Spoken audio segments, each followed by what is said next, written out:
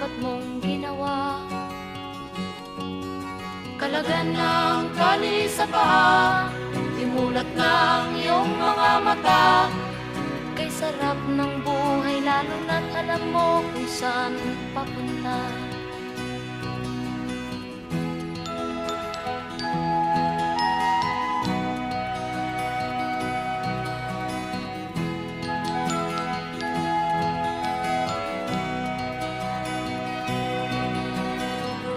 May mga taong bulag kahit dilat ang mata.